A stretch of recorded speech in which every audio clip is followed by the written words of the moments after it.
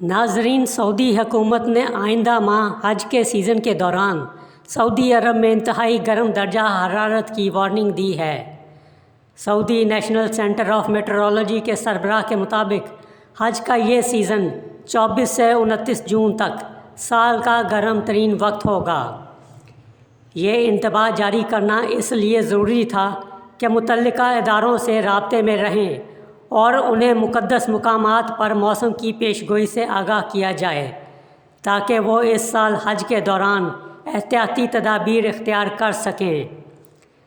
शदीद दर्जा हरारत इन लाखों मुसलमानों की सेहत के लिए संगीन ख़तरे का बायस बनेगा जो मक्का मुकर्रमा में हज की सआदत हासिल करने का इरादा रखते हैं।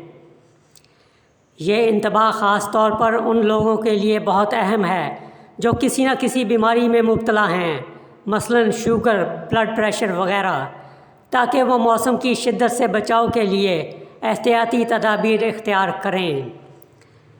सऊदी हुकाम रमज़ानुल मुबारक के दौरान उम्रा ज़ायरीन की तादाद में इजाफ़े के बाद मुमकिना तौर पर रिकॉर्ड तोड़ हाज़िरी की तैयारी कर रहे हैं। 9 मई से पाकिस्तानी आज़मीन हज से पहले के फ़्लाइट ऑपरेशंस के तहत मदीना मुनव्वरा पहुंच रहे हैं। सऊदी वज़ारत मज़हबी अमूर के मुताबिक इस साल दुनिया भर से तकरीबन 25 लाख मुसलमान फ़रीज़ा हज अदा करेंगे, जिनमें 1,79,210 पाकिस्तानी भी शामिल हैं।